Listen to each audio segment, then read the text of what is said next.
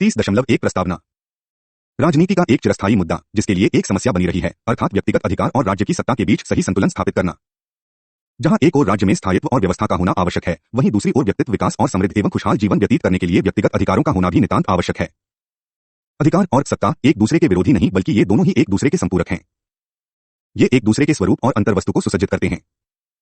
एक स्थायी और व्यवस्थित राजनीतिक प्रणाली में अधिकारों का संरक्षण बेहतर ढंग से किया जा सकता है। सरकार और व्यक्ति विशेष के बीच जो संबंध स्थापित होता है, वह उस समय मानवाधिकार के स्वरूप और अंतर्वस्तु को निर्धारित करता है। साथ ही किसी देश की राजनीतिक व्यवस्था वहां उपलब्ध और संरक्षित मानवाधिकार के फैलाव को भी सुनिश्चित करता है। इसलिए साधारणतया किसी भी अत्याधुनिक राजनीतिक व्यवस्था का प्रजातांत्रिक या सत्तावादी होना वहां की जनता के लिए सुनिश्चित मानवाधिकार के मापदंड पर ही तय किया जाता है। एक आदर्श राजनीतिक व्यवस्था में किसी भी व्यक्ति की स्वतंत्रता और नियंत्रण या अधिकार और कर्तव्य इस तरह व्यवस्थित होंगे जिससे किसी भी अन्य व्यक्ति का अधिकार और कर्तव्य खतरे में नहीं पड़े। दूसरे शब्दों में यह कहा जा सकता है कि ऐसी राजनीतिक व्यवस्था में प्रत्येक व्यक्ति अपने अधिकारों का अधिक से अधिक उपयोग करे और दूसरों को भी करने दे। सरकार की रचना मनुष्यों द्वारा क्यों किया जाता है, इसके बहुत कारण हैं। इस चिरस्थायी विषय का उत्तर सामाजिक और राजनीतिक सिद्धांतवादियों तथा राजनेताओं ने दिया है। आधुनिक समय में सरकार के अनेक उपयोगी कार्य प्रत्यक्ष या परोक्ष रूप से मानवाधिकार को बढ़ावा देने और उनके संरक्षण से जुड़े हुए हैं। सरकार द्वारा अनेक लाभदायक और आवश्यक कार्य किए जाते हैं, जैसे सामुदायिक और राष्ट्रीय निर्माण, संपत्ति और अधिकारों का संरक्षण, आर्थिक क्षमता और विकास को बढ़ावा देना, सार्वजनिक कार्य जैसे पार्क, सड़क, प्रकाश स्तंभ आदि का निर्माण, पर्यावरण की सुरक्षा, राष्ट्र की सुरक्षा को सुनिश्चित करना और सामाजिक न्याय की प्रश्रय देना।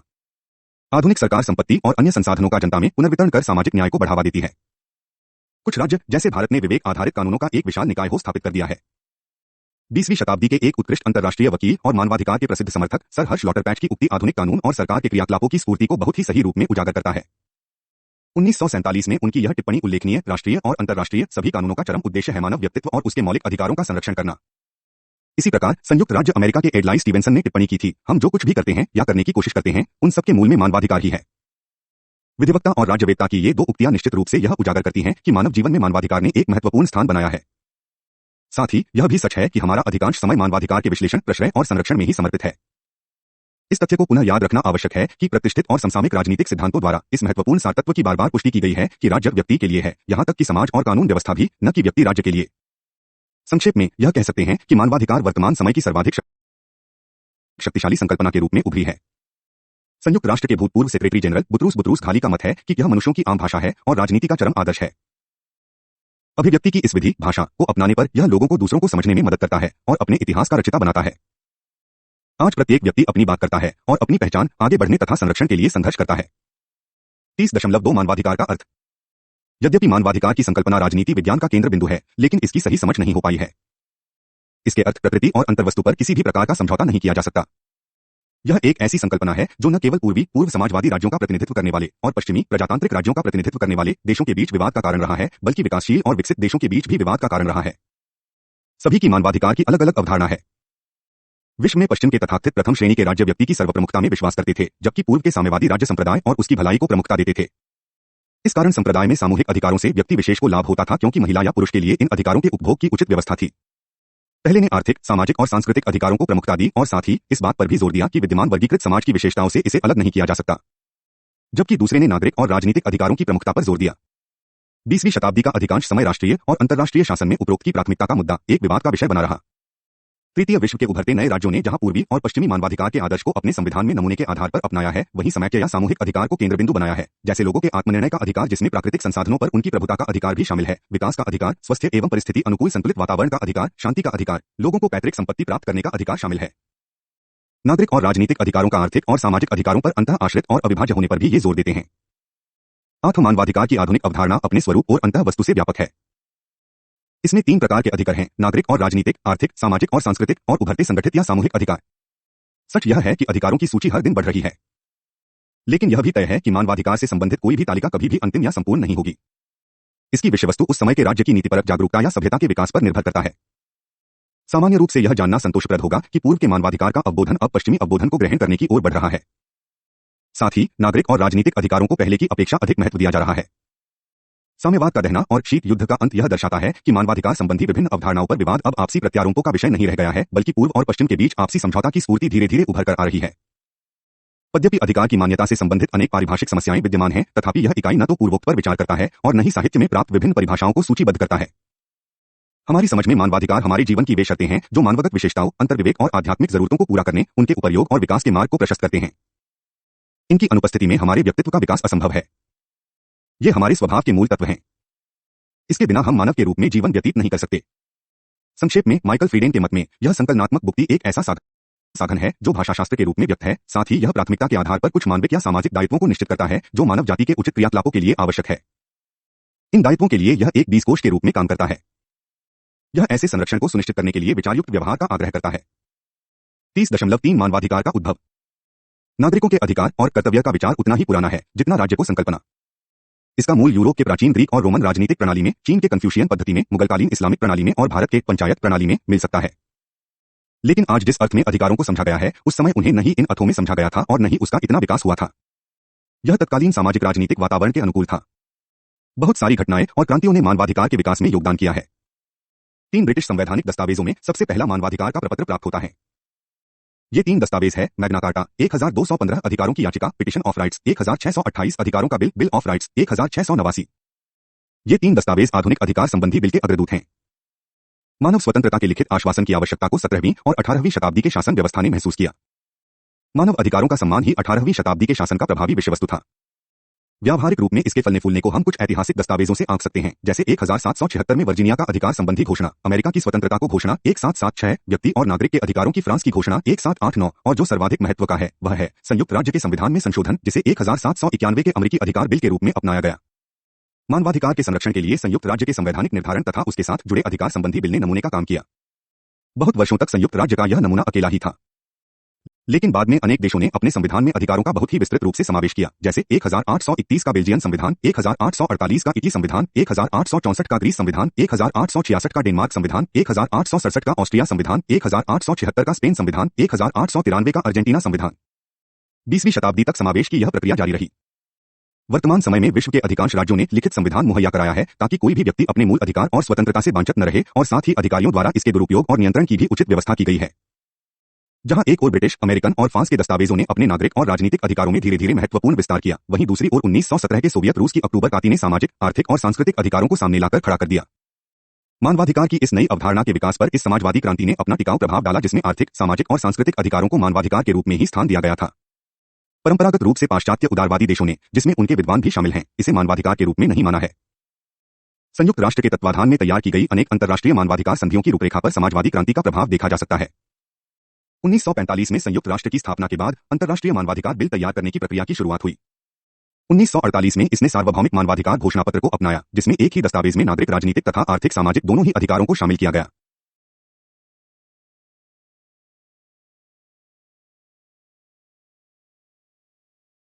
चूंकि सार्वभौमिक घोषणा पत्र में कानूनी बाध्यता नहीं थी, परिणामतः संयुक्त राष्ट्र ने 1966 में 2 प्रतिज्ञापत्रों को स्वीकार किया, एक तो नागरिक और राजनीतिक अधिकारों पर तथा दूसरा आर्थिक, सामाजिक और सांस्कृतिक अधिकारों पर। समर्थन करने वाले राज्यों के लिए यह प्रतिज्ञापत्र एक कानूनी बाध्यता है। यह ध्यान देने योग्य तथ्य है कि प्रचलित अंतर्राष्ट्रीय मानवाधिकार बिल का गठन सार्वभौमिक घोषणा पत्र और 2 प्रतिज्ञापत्रों से ही हुआ है। 8 मानवाधिकारों का अंतर्राष्ट्रीयकरण किया गया है और कहीं भी रहने वाले मनुष्य को यह प्राप्त है। मानवाधिकार की यह नई अवधारणा, जिसमें दोनों अधिकारों, नागरिक, राजनीतिक तथा आर्थिक सामाजिक को समान रूप से देखा गया, द्वितीय विश्व युद्ध के बाद जो भी संविधान अस्तित्व में आए, उनकी लाक्षणिक रूपरेखा बन गई। इन संविधानों ने विभिन्न प्रकाशनों में कुछ सामाजिक और आर्थिक अधिकारों को तो जोड़ा ही, इसके अलावा नागरिक और राजनीतिक अधिकारों का भी विस्तार किया। 1948 का इटली संविधान और 1949 का बॉन संविधान इसके ज्वलंत उदाहरण हैं। यूरोपीय राज्यों ने इस बात को मानने पर ज्यादा बल दिया कि राज्य को सामाजिक जिम्मेदारी लेनी चाहिए और व्यक्ति की बुनियादी सुविधाओं पर ध्यान देना चाहिए। वर्तमान दशकों में बहुत देशों ने या तो नया संविधान या संसदीय लिखित अधिनियम बनाए हैं जो मानवाधिकार संबंधी उभरती नई धारणाओं को संवैधानिक दर्जा दे सके और जो अपने स्वरूप और विषय में सारगर्भित है। प्रत्येक संविधान और मानवाधिकार द्वारा दिए जाने वाले संरक्षण के बारे में विस्तार से चर्चा करना इस इकाई के दायरे के बाहर है। फिर भी हमारी परिचर्चा विश्व के कुछ ऐसे प्रमुख राजनीतिक प्रणाली के इर्द गिर्द केंद्रित है जिनका संविधान मानवाधिकार संबंधी व्यवस्था को प्रतिष्ठापित करता है। इसमें यूके, संयुक्त राज्य America, Germany, Switzerland, Canada, Bharat और दक्षिणी अफ्रीका शामिल हैं। 30.4 पाश्चात्य परिप्रेक्ष्य में मानवाधिकार। पाश्चात्य परिप्रेक्ष्य में मानवाधिकार। पश्चिमी यूरोपीय और उत्तरी अमेरिका के उदारवादी प्रजातांत्रिक राजनीतिक व्यवस्था वाले राज्य परंपरागत रूप से नागरिक और राजनीतिक अधिकारों को प्राथमिकता देते थे। इन राज्यों में सामाजिक आर्थिक अधिकारों को बुनियादी अधिकार के तौर पर मान्यता नहीं दी गई थी, तथापि कुछ राज्यों के संविधान में इनमें से कुछ ने अपना मार्ग प्रशस्त किया। 20वीं शताब्दी के उत्तरार्ध में ही कनाडा और स्विट्जरलैंड जैसे राज्यों ने अपने संविधान में सकारात्मक अधिकार या सामूहिक अधिकार को शामिल किया। आइए यूके, संयुक्त राज्य अमेरिका, फ्रांस, स्विट्जरलैंड और कनाडा के संविधान में मानवाधिकार संबंधी व्यवस्था का परीक्षण करें। United kingdom, Britain, United kingdom में लिखित संविधान नहीं है। संविधान का कानून को ऐतिहासिक दस्तावेजों या चार्टरों में, संवैधानिक स्वरूप के लिखित संविधियों में और सामान्य कानून में न्यायाधीश द्वारा बनाए गए कानूनी नियम मूल रूप दिया गया है। जैसे पहले भी कहा जा चुका है, मैग्ना कार्टा अधिकारों की याचिका 1628 और अधिकारों का बिल 1689 प्रमुख रूप से जाने जाने वाले ऐतिहासिक दस्तावेज थे। कुछ अन्य महत्वपूर्ण दस्तावेज भी थे, जैसे एक्ट ऑफ सेटलमेंट 1701, 1832 का सुधार अधिनियम 1911 का संसद अधिनियम। चूंकि ये कानून मूलभूत राजनीतिक अधिकारों और सरकारी संस्थाओं में अधिकारों का बंटवारा करते हैं, इसलिए इन्हें संविधान के एक भाग के रूप में स्वीकार किया जाता है। अधिकांश नागरिक कानूनों का मूल इन सामान्य कानूनों में है। कानूनी नियम के प्रयोग द्वारा इन अधिकारों का बचाव किया जाता है। यद्यपि अंग्रेजों के पास अमेरिकी संविधान की तरह इन अधिकारों की कोई विस्तृत सूची बिल नहीं है, फिर भी ये अधिकार संरक्षित हैं। यह जानना सुखद है कि 1998 में ब्रिटिश संसद ने एक मानवाधिकार अधिनियम पारित किया जो अक्टूबर 2000 से व्यवहार में आ गया। यह एक्ट मानवाधिकार पर यूरोपीय अधिनियम ECHR को शामिल करता है। संयुक्त राज्य ने 1951 में इसे अनुमोदित किया था। वर्तमान में जो भी अधिकार ECHR में शामिल हैं, उन्हें आंतरिक देशीय कानून का दर्जा दिया गया है। तत्कालीन गृह सचिव बैंक स्ट्रॉ ने इस एक्ट के बारे में कहा है कि क्यू के संसदीय विधिनिर्माण का यह सर्वाधिक महत्वपूर्ण टुकड़ा है। प्रो ईविंग ने टिप्पणी की है कि इस एक्ट को अपनाने से यह 1911 के संसदीय एक्ट की तुलना में एक महान संवैधानिक बदलाव है तथा निश्चित रूप से 1688 की अधिकार संबंधी बिल से इसकी कोई तुलना ही नहीं है। संयुक्त राज्य अमेरिका अन्य उदारवादी प्रजातांत्रिक प्रणालियों से तुलना करने पर अमेरिकी प्रणाली निश्चित रूप से पूर्ण रूपेण परिभाषित और सोच समझकर क्रियान्वित या संरक्षित प्रतीत होती है। 1791 में संविधान के पहले 10 संशोधन बिल ऑफ राइट्स अधिकार संबंधी बिल नाम से प्रसिद्ध है, जो संयुक्त राज्य के नागरिक को कुछ निश्चित सुविधाओं को सुनिश्चित करता है। ये क्लासिको अधिकार और स्वतंत्रता संघीय और राज्य दोनों के ही संविधान में लिखे गए हैं। न्यायालय न्यायिक सर्वोच्चता बनाए रखता है। साथ ही मानवाधिकार के उचित अनुपालन और संविधानवादिता संबंधी कानून के उचित प्रयोग को सुनिश्चित करने में न्यायिक अधिकार महत्वपूर्ण भूमिका निभाते हैं। संविधान या कानून की व्यवस्थाओं की व्याख्या करते हुए न्यायालय इन अधिकारों को अपने पास सुरक्षित रखता है और इनके स्वरूप और विषय वस्तु को सुनिश्चित करता है। कुछ नागरिक और राजनीतिक अधिकार अमेरिकी व्यवस्था द्वारा मान्यता दिए गए हैं, जैसे धर्म, भाषण, प्रेस, शांतिपूर्ण सभा, संघ और याचिका की स्वतंत्रता, अनुचित तलाशी या कब्जे से सुरक्षा, जीवन बचने से सुरक्षा, स्वतंत्रता मां संपत्ति से बेदखल करने से संरक्षण, बिना मुआवजा दिए किसी के निजी संपत्ति को सार्वजनिक कार्य के लिए लेने से संरक्षण, निष्पक्ष जूरी द्वारा तीव्र और सार्वजनिक परीक्षण का अधिकार, अपने बचाव के लिए वकील के चयन का अधिकार, कानूनी प्रक्रिया के अनुरूप और हर तरह से साफ सुथरे जांच के लिए गवाह को बुलाना, अत्यधिक जमानत या दंड तथा कठोर और असामान्य दंड के विरुद्ध संरक्षण, कानून का समान रूप से संरक्षण है, गुलामी, जबरदस्ती गुलामी, कार्योत्तर कानून, बंदी प्रत्यक्षीकरण का अपराधीकृत स्थगन, कर से जुड़े अनेक गारंटियां। बाद के संशोधनों ने मानव दासता पर रोक लगाया। 1865 अल्पसंख्यक जाति को मताधिकार दिया। 1870 महिलाओं को मताधिकार प्रदान किया। 1920 महिलाओं को समानता का अधिकार प्रदान किया तथा लिंग के आधार पर समानता के अधिकार को कम किया जाना या नहीं दिया जाना। 1972 एक उपरोक्त बातों से यह सिद्ध होता है कि 1791 का अधिकार संबंधी मूल बिल का समय समय पर विस्तार किया जाता रहा है। यद्यपि संयुक्त राज्य के बिल ऑफ राइट्स विश्व में बहुत ही प्रभावकारी था, तथापि दक्षिण के लोगों ने विभेदीकरण, पक्षपातपूर्ण, पूर्वाग्रह से ग्रसित और पुलिस अत्याचारों का अनुभव किया। करीब एक शतक तक सर्वोच्च न्यायालय ने संयुक्त राज्य में दक्षिणी रंगभेद प्रणाली का समर्थन किया और अल्पसंख्यक जाति के संवैधानिक अधिकारों का संरक्षण नहीं किया। 1954 में ब्राउन ची बोर्ड ऑफ एजुकेशन के एक निर्णय से उपरोक्त व्यवस्था में भेदन हुआ, जिसमें सर्वोच्च न्यायालय ने सर्वसम्मति से यह घोषणा की कि सार्वजनिक स्कूलों में जातिगत विभेदीकरण असंवैधानिक होगा। यद्यपि ब्राउन के निर्णय के बाद नागरिक अधिकारों की क्रांति में विकास हुआ, तथापि बहुत सारे राज्यों ने जातिगत विधिनिर्माण को कायम रखा और मुख्य रूप से ऐसे कानून जिसने अंतरजातीय विवाह को गैरकानूनी करार दिया। फिर भी 1964 में नागरिक अधिकार एक्ट पारित हुआ, जिसमें संयुक्त राज्य अमेरिका के राजनीतिक, न्यायिक और प्रशासनिक भाषा सकारात्मक गतिविधि की नई अवधारणा को शामिल किया गया। इसका उद्देश्य था समाज में अंतरजातीय असमानता को कम करना। फ्रांस अंग्रेजी व्यवस्था के विपरीत फ्रांस संविधान 5वां गणतंत्र ने दोनों अधिकारों नागरिक, राजनीतिक और आर्थिक सामाजिक को शामिल किया। उदाहरण के तौर पर संविधान के प्रस्तावना में यह घोषित है कि फ्रांस के लोग व्यक्ति के अधिकारों से बुद्धांत को विधिवत उद्घोषित करते हैं, जिसकी संपुष्टि के चौथे गणतंत्र संघ की तानामित किए जाने से होती है।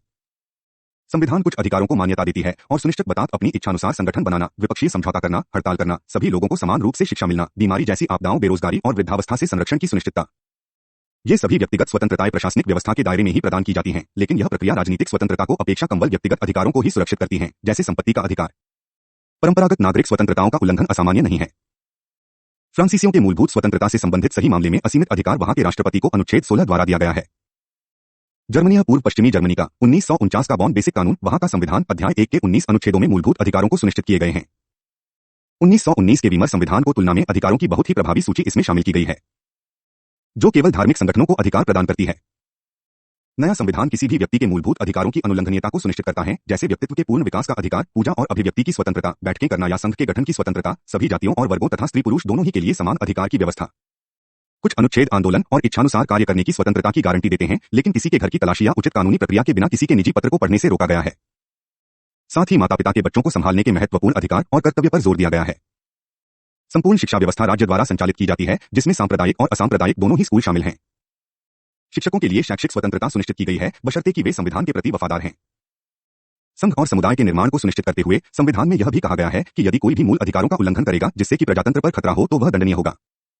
साथ ही ऐसी राजनीतिक पार्टियां जो कि अपने उद्देश्यों, व्यवहार या आंतरिक संगठनों से प्रजातंत्र के मूल्यों का विरोध करती पाई जाएंगी, उन्हें असंवैधानिक घोषित किया जाएगा। यह जानना महत्वपूर्ण है कि साम्यवादी और नई नाजी पार्टियों को पूर्वोक्त व्यवस्था के तहत ही दबाया गया है। संपत्ति और उत्तराधिकार की गारंटी है, लेकिन उसकी सीमा का निर्धारण कानून कर सकता है। संपत्ति में वचनबद्धता शामिल है।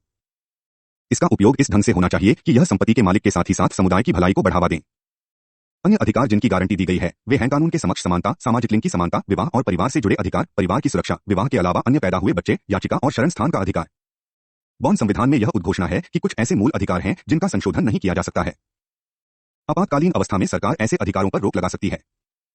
यह राजनीतिक अधिकारों के प्रयोग पर अलग अलग सीमा को सुव्यवस्थित करती है। विधायक इसका अतिलंघन नहीं कर सकते। जर्मन संवैधानिक न्यायालय ने अधिकारों के संरक्षण के मामले में अपना सक्रियतायुक्त दावा किया है। न्यायिक पुनरीक्षण का फैलाव अधिकार और स्वतंत्रता तक है। ऐसा देश जो बहुत ही दुग्ध सत्तावादिता की परंपरा चाला हो, यह एक महत्वपूर्ण विकास माना गया है। कनाडा सामान्य पश्चिमी उदारवादी परिप्रेक्ष्य में जो व्यक्ति विशेष के अधिकार पर जोर देता है और समुदाय या समूह के अधिकारों को गौण मानता है की तुलना में कनाडा का संविधान अपने दो इरादों में स्पष्ट है। पहला, यह अल्पसंख्यकों के अधिकारों की योजना और स्वदेशीय लोगों के अधिकारों को समावेश करता है, तथा दूसरा, यह कुछ सकारात्मक अधिकारों को भी शामिल करता है। आइए हम तथ्यों पर विस्तार से विचार करें। 1857 के संविधान के एक्ट ने धार्मिक स्वतंत्रता प्रदान करने के अलावा अल्पसंख्यकों को भाषाई अधिकारों की भी गारंटी दी। अंग्रेजी और फ्रेंच के प्रयोग की गारंटी दी गई। इस एक्ट में यह भी कहा गया है कि संस्कृति, धर्म, भाषा, स्थानीय समुदायों और अल्पसंख्यकों के अधिकार के बचाव के लिए सार्थक सरकारी सहायता और उसको शामिल होने की जरूरत है। इसी प्रकार 1982 की अधिकारों और स्वतंत्रता के कनाडियन चार्टर में न केवल क्लासिकी नागरिक उदारता के विषय में कहा गया है और विस्तार किया गया, बल्कि अनेक सकारात्मक अधिकार भी प्रदान किए गए हैं, जैसे स्वीकारात्मक सकारात्मक हकदारिता की गारंटी।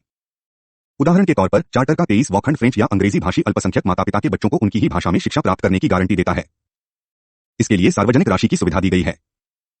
नागरिक और राजनीतिक अधिकारों की गारंटी के अलावा 1982 के चार्टर में धर्म, भाषण, संगठन की स्वतंत्रता, आंदोलन की स्वतंत्रता, चुनाव में लड़ने और मत देने का अधिकार, व्यक्तिगत अखंडता का कानूनी अधिकार, अनुचित तलाशी या कब्जा के विरुद्ध संरक्षण का अधिकार, बिना किसी कारण जेल न भेजने या रोकने का अधिकार, गिरफ्तारी की परिस्थिति में सूचित करने का अधिकार, निष्पक्ष जांच, किसी प्रकार का कठोर दंड नहीं दिया जाना, किसी स्वाभियोग के विरुद्ध अधिकार, अभिव्यक्ति का अधिकार, अल्पसंख्यकों की शिक्षा और भाषाई अधिकार शामिल हैं। कनाडियन चार्टर, जो एक संवैधानिक एक्ट है, राज्य में सामाजिक आर्थिक भेद के प्रति उदासीन नहीं है। अगर गवाह न्यायालय में कार्यवाही को भाषा को समझने में असमर्थ है तो उसे दुभाषिया की सहायता मुहैया कराने के लिए राज्य को आदेश दिया गया है। गरीब और कमजोर के साथ सामुदायिक सहानुभूति, राज्य की सामाजिक जिम्मेदारी, मानव गरिमा के प्रति आदरपूर्ण भावना, सामूहिक सदस्यता की मान्यता तथा सामाजिक और सांस्कृतिक मतभेदों का शांतिपूर्वक समायोजन, ये सभी कुछ कनाडा के संवैधानिक कानून के महत्वपूर्ण अंग हैं। इस चार्टर के अनुसार मानवाधिकार सरकारी गतिविधियों के उद्देश्य और सीमा को गठित करने के साथ करें और न करें को भी शामिल करते हैं। इस प्रारूप की एक महत्वपूर्ण बात यह भी है कि इसमें विद्यमान मूलवासियों और संधि दायित्वों को संवैधानिक दर्जा दिया गया है। संक्षेप में यह कहा जा सकता है कि बहुसंस्कृति का दृष्टिकोण, समूह का अधिकार, अल्पसंख्यकों का अधिकार, आदिवासियों का अधिकार, ये सभी कनाडा की राजनीतिक वार्ता के लिए एक समकालीन महत्वपूर्ण मुद्दा बनाती है। 30.5 समाजवादी परिप्रेक्ष्य में मानवाधिकार। मानवाधिकार संबंधी मार्क्सवादी लेनिनवादी सिद्धांत पश्चिमी उदारवादी परिप्रेक्ष्य में एकदम विपरीत है। यह अधिकारों का अद्भुत प्रतिरूप और स्पष्ट नमूना प्रस्तुत करता है। यह मानता है कि कोई भी व्यक्ति न तो सार्वत्व है और न ही स्वायत्त, बल्कि वह समाज के रूप में है, उससे अलग नहीं। किसी व्यक्ति का अधिकार मूल आर्थिक संबंध और उस जगह के उत्पाद के नमूने से उत्पन्न होता है। आर्थ समाजवादी परिप्रेक्ष्य में यह आर्थिक और राजनीतिक अधिकारों को प्राथमिकता देती है। वस्तुतः आर्थिक और सामाजिक अधिकारों को नागरिक और सामाजिक अधिकारों से पहले माना जाता है। समाजवादी देशों में आर्थिक प्राथमिक स्वतंत्रता है, शोषण से स्वतंत्रता, जो श्रमजीवी वर्ग के हाथ में अधिकार दिए जाने से होता है। जैसे जैसे सामाजिक संबंध सुधरता है और जैसा कि समाजवादी व्यवस्था समेकित किया गया है, इसकी भौतिक और आध्यात्मिक संपत्ति बढ़ती है, इसी तरह मानवाधिकार को लागू करने के रास्ते और उपाय भी बढ़ते हैं। भूतपूर्व रूस के संविधान 1936 और 1977 में समाजवादी सिद्धांत के अधिकारों का सर्वोत्तम रूप प्रतिबिंबित होता है। बाद में बहुत प्रभावी अधिकारों का बिल प्रदान किया गया। अधिकांश प्रतिष्ठापित अधिकार आर्थिक, सामाजिक और सांस्कृतिक थे, जैसे काम करने का अधिकार, आराम और फुर्सत का अधिकार, विकलांगता या बीमारी की स्थिति में भौतिक भरण पोषण का अधिकार, स्वास्थ्य संरक्षण का अधिकार, आश्रय का अधिकार, शिक्षा का अधिकार, सांस्कृतिक लाभ उठाने का अधिकार, वैज्ञानिक, तकनीकी और कलात्मक कार्यों की स्वतंत्रता का अधिकार, राज्य के राजनीतिक मामलों में भाग लेने का अधिकार। राजनीतिक अधिकारों को भी मान्यता दी गई है। इसमें भाषण, प्रेस, एकत्रित होने, बैठक करने, नुक्कड़ प्रदर्शन और जुलूस तथा सभा की स्वतंत्रता शामिल है। अनेक व्यक्तिगत स्वतंत्रताओं को भी इसमें शामिल किया गया था, जैसे व्यक्ति की अनुलंघनीयता, नागरिकों के आवास की अनुलंघनीयता, पत्राचार की गुप्तता, प्रतिवादी को बचाव का अधिकार, अंतर्विवेक की स्वतंत्रता और नागरिकों को समानता का अधिकार। इन अधिकारों के उपभोग के बदले समाजवादी शासकीय व्यवस्था द्वारा प्रत्यारोपित अनेक कर्तव्य और दायित्वों की उम्मीद भी नागरिकों से की जाती है। कामकाजी वर्ग के लाभ और समाजवादी व्यवस्था को दृढ़ बनाने की अनुरूपता के साथ इन अधिकारों का उपभोग कर सकते हैं। पश्चिमी विद्वानों ने अधिकारों की सोवियत प्रणाली और स्वतंत्रता की आलोचना की है। राजनीतिक अधिकार, संगठन बनाने का अधिकार, आलोचना करने या प्रेस की स्वतंत्रता के अधिकार बहुत गंभीर रूप से सौमित किए गए थे। कम्युनिस्ट पार्टी के अलावा अन्य किसी राजनीतिक पार्टी के अस्तित्व की अनुमति नहीं थी। बहुत सारे अधिकारों के सोवियत बिल की उपलब्धता सीमित दायरे में थी। धर्म प्रचार की स्वतंत्रता तो थी, लेकिन धार्मिक शिक्षा की स्वतंत्रता नहीं थी। काम करने का अधिकार था, लेकिन हड़ताल करने का नहीं। बहुत सारे कर्तव्य थे, जैसे मिलिट्री सेवा, संविधान को मानने का कर्तव्य, कानून का पालन और मजदूरी अनुशासन बरकरार रखना। संक्षेप में, संविधान न केवल अधिकारों को बहाल करने के उद्देश्य को स्पष्ट करता है बल्कि इसके साथ ही उन उद्देश्यों को प्रोत्साहन देना नागरिक के प्राथमिक कर्तव्यों में शामिल था। अधिकारों पर इन अंकुशों और इन राजनीतिक तथा नागरिक अधिकारों के वास्तविक अभाव के बावजूद, जैसा कि हम पश्चिमी प्रजातंत्र में पाते हैं, सोवियत प्रणाली की कुछ सामाजिक आर्थिक अधिकारों के क्रियान्वयन में उसको गंभीरता की प्रशंसा करनी चाहिए। उदाहरण के तौर पर स्वस्थ संरक्षण का अधिकार और आश्वासन के अधिकारों की न केवल घोषणा की बल्कि वास्तविकता में उन्हें लागू किया गया। यह जानना अत्यंत रोमांचकारी है कि सोवियत रूस के अस्पताल में प्रति 10,000 व्यक्ति पर 120 बिस्तर हैं, जबकि अमेरिका में 80 तथा ब्रिटेन और फ्रांस में 90 से 95 हैं। आवासन के अधिकार को लागू करने और उसे संस्थागत रूप देने में सोवियत संघ विश्व का पहला देश था। 10 साल के समय 1965 से 1975 में इस देश ने 22.5 लाख फ्लैट बनाए, जिससे 111 मिलियन लोगों को रहने की जगह दी। यह जनसंख्या वहां की आधी जनसंख्या थी। 1980 तक 80% लोगों ने अपना घर प्राप्त कर लिया था, जिसका किराया परिवार की आमदनी का 3% था। रूसी महासंघ का नया संविधान, जिसे यूएसएसआर के विघटन के बाद 1993 में अपनाया गया, जिसमें पश्चिमी उदारवादी परंपरागत मानवाधिकार और प्रमुख नागरिक तथा राजनीतिक सूचीबद्ध किया है। यह पूर्ण रूपेण सकारात्मक सामाजिक आर्थिक अधिकारों की उपेक्षा नहीं करता है। यह एक घर होने का अधिकार, स्वास्थ्य देखभाल का अधिकार, चिकित्सा की उपस्थिति का अधिकार, शिक्षा का अधिकार आदि मुहैया करता है। 30.6 नागरिक राजनीतिक तथा सामाजिक आर्थिक अधिकारों का संश्लेषण है। उभरते रूख हाल ही के दशकों में जो संविधान लिखे गए हैं, उनमें नागरिक राजनीतिक और सामाजिक आर्थिक दोनों ही अधिकारों को शामिल किया जा रहा है। अब तक सामाजिक आर्थिक अधिकारों का तिरस्कार किया गया और राज्य पर सकारात्मक दायित्वों को लागू किया गया। लेकिन शीत युद्ध के बाद तैयार किए गए संविधान में इसकी मान्यता बढ़ी, जैसे दक्षिण अफ्रीका और स्विट्जरलैंड का। 1949 के भारत के संविधान की तरह इन संविधानों ने मानवाधिकार के मिश्रित रूप को अपनाया। यहां हम संक्षेप में भारत, दक्षिण अफ्रीका और स्विट्जरलैंड के संवैधानिक परिवर्तनों की चर्चा करेंगे।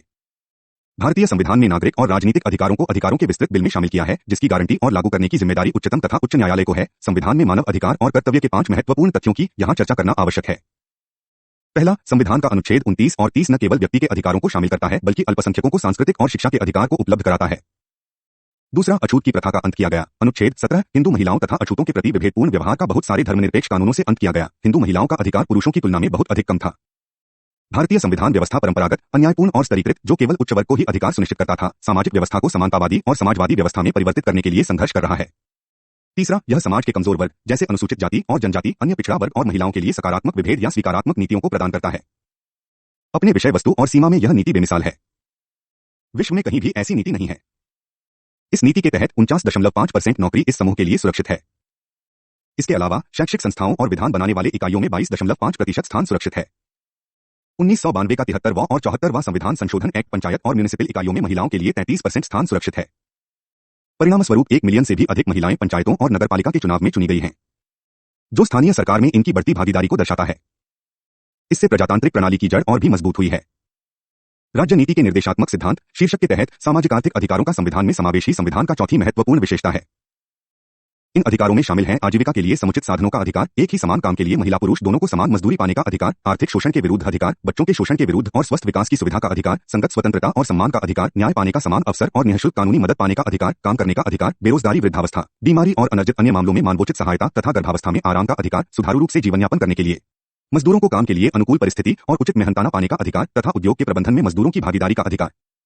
यद्यपि इन अधिकारों को लागू करने पर न्यायालय द्वारा कोई जोर नहीं है, तथापि संविधान में इसकी कम से कम मान्यता है। हालांकि बहुत सारे मामलों में इनको न्यायालय आदेश या सांविधिक कानून द्वारा लागू किया गया है। सबसे अंत में अनुच्छेद 51 के अधीन संविधान में 10 कर्तव्यों को शामिल करता है। इन कर्तव्यों को 1976 में 42वें संविधान संशोधन द्वारा समावेश किया गया था। 1996 का दक्षिण अफ्रीकी संविधान ने अधिकारों का बिल की शामिल किया, जो बहुत व्यापक था क्योंकि इसमें नागरिक, राजनीतिक, आर्थिक, सामाजिक, सांस्कृतिक और समूह या सामूहिक अधिकार शामिल हैं। संविधान के अनुच्छेद 7 से 39 में मानवाधिकार के ब्यौरेचार स्वरूप का विस्तार है। सांस्कृतिक, नागरिक, राजनीतिक अधिकारों के अलावा यह प्रत्येक व्यक्ति के लिए स्वस्थ और स्वच्छ पर्यावरण का अधिकार, आवास का अधिकार, स्वास्थ्य की देखभाल, भोजन, पानी और सामाजिक सुरक्षा का अधिकार, शिक्षा का अधिकार, सांस्कृतिक, धार्मिक और भाषाई समुदायों के अधिकार को भी मान्यता देता है। 1999 के स्विट्जरलैंड के संविधान, जो 2000 से लागू हुआ, में अधिकार के दोनों समुच्चयों के दृष्टिकोण का संश्लेषित रूप प्रतिबिंबित होता है। यह स्वयं सामाजिक आर्थिक अधिकारों को स्वीकार करता है। उदाहरण के तौर पर यह किसी भी व्यक्ति, महिला या पुरुष की प्रारंभिक आवश्यकताओं को पूरा किए जाने के अधिकार को इस उक्ति द्वारा प्रतिष्ठापित करता है। कोई भी व्यक्ति जो विपत्ति में है या अपनी देखभाल करने में असमर्थ है, उसे मदद पाने का अधिकार है और मानव सम्मान के साथ जीने के लिए इन उपायों को पाने का अधिकार है। अनुच्छेद 12। इसके अलावा 1991 में आर्थिक, सामाजिक और सांस्कृतिक अधिकारों पर अंतर्राष्ट्रीय प्रतिज्ञापत्र के अनुमोदन से, जिसके कारण यह अविलंब ही स्विट्जरलैंड के कानून का अंग बन गया। स्विट्जरलैंड में कानूनी और राजनीतिक विवादों के अंतर्गत सामाजिक और आर्थिक अधिकारों के महत्व पर पुनः बल दिया है। सामाजिक और आर्थिक अधिकारों के क्रियान्वयन में की गई वास्तविक प्रगति को ध्यान में दिए बिना यह कहा जा सकता है कि सामाजिक रूप से जिम्मेदार राज्य अब संविधान में दृढ़ता से संस्थापित हुआ है। 30.7 अंतर्राष्ट्रीय मानवाधिकार। मानक का संवैधानिक संरक्षण अमेरिका, यूरोप परिषद ओएएस और ओएयू ने बहुत अधिक संख्या में अंतर्राष्ट्रीय मानवाधिकार संधियों को अपनाया है। उनमें से प्रमुख हैं नागरिक और राजनीतिक अधिकारों पर अंतर्राष्ट्रीय प्रतिज्ञापत्र आईसीसीपीआर, आर्थिक, सामाजिक और नागरिक अधिकारों पर अंतर्राष्ट्रीय प्रतिज्ञापत्र आईसीएससीआर, मानवाधिकार पर यूरोपीय संधि ईसीएचआर, अमेरिकी संधि और मानवाधिकार पर अफ्रीकी प्रपत्र। इन संधियों का बहुत बड़ी तादाद में अनुमोदन किया गया है। मार्च 2003 तक आईसीसीपीआर 145 राज्य पार्टियों ने, आईसीएससीआर 141 राज्यों ने, ईसीएचआर 41 राज्यों ने, अमेरिकी संधि 22 राज्यों ने, मानवाधिकार पर आखिरी को चार्टर एयू के सभी 53 राज्य। अमेरिका के 2 प्रतिज्ञापत्रों तथा क्षेत्रीय मानवाधिकार शपथ पत्रों के अनुमोदन द्वारा विश्व के अधिकांश राज्यों ने मानवाधिकार पर अंतर्राष्ट्रीय जिम्मेदारी को स्वीकार किया है, जो सभी मनुष्यों को अपने अपने दायरे में प्राप्त है।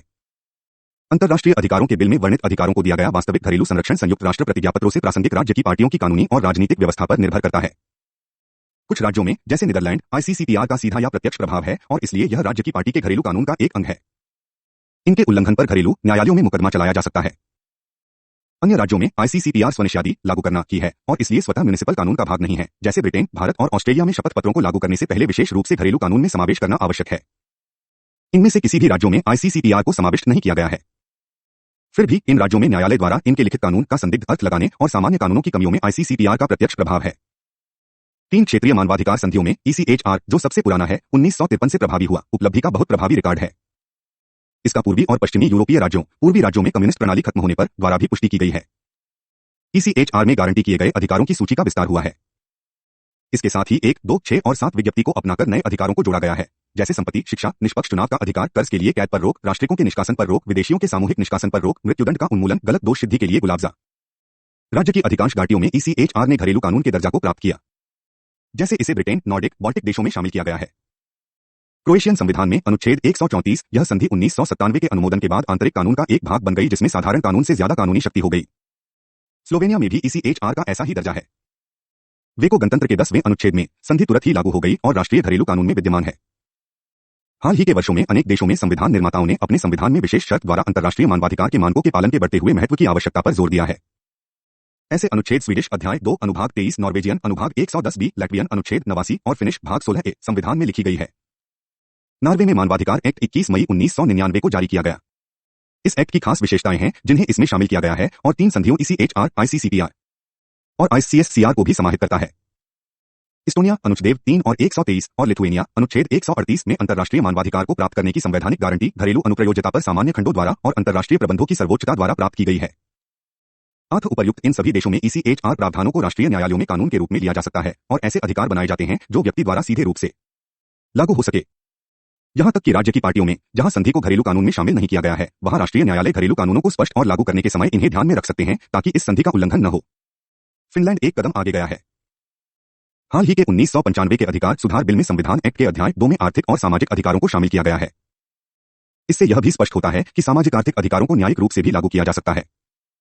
1990 में फिनलैंड ने यूरोपीय सामाजिक चार्टर 1961 को भी शामिल किया है, जो सामाजिक आर्थिक अधिकारों को सविस्तार प्रतिपादित करता है। किसी व्यक्ति द्वारा निवेदन किए जाने पर घरेलू न्यायालय इसके प्रावधानों को क्रियान्वित कर सकता है। ईसीएचआर के अंतर्गत व्यक्तिगत रूप से शिकायत करने की आदेशात्मक या अनिवार्य प्रक्रिया की व्यवस्था है। उन राज्यों के व्यक्ति विशेष जिसने की संधि की पुष्टि की है, वे स्ट्रासबर्ग, फ्रांस के मानवाधिकार के यूरोपीय न्यायालय ईसीएचआर में शिकायत की याचिका दे सकते हैं, बशर्ते कि उन्हें यह महसूस हो कि उनकी सरकार ने संधि के अधिकारों का उल्लंघन किया है। मानवाधिकार न्यायशास्त्र का एक बहुत बड़ा निकाय यूरोपीय न्यायालय के निर्णय के परिणामस्वरूप उभरा है। बहुत मामलों में अनेक राज्यों द्वारा मानवाधिकार के संरक्षण के अंतर्राष्ट्रीय दायित्वों का उल्लंघन करते पाया गया है। अतः पिछले 50 सालों में ईसीएचआर ने यूरोप के पूरे महाद्वीप में अधिकारों के संवैधानिक बिल का विकास किया है। 30.8 मूल अधिकारों का उल्लंघन। अधिकांश राज्यों द्वारा राष्ट्रीय संविधान में अधिकारों के बिल को अपनाने और मानवाधिकार के अंतर्राष्ट्रीय संधियों की पुष्टि करने के बावजूद भी प्रायः सभी देशों में व्यक्तिगत मूल अधिकारों का उल्लंघन किया जा रहा है। पूर्ण अधिकार सरकार को विभिन्न संप्रदायों को खत्म करने को अनुमति देता है। यह नागरिकों के अधिकारों का अतिक्रमण करने का समर्थन या अधिकार देता है।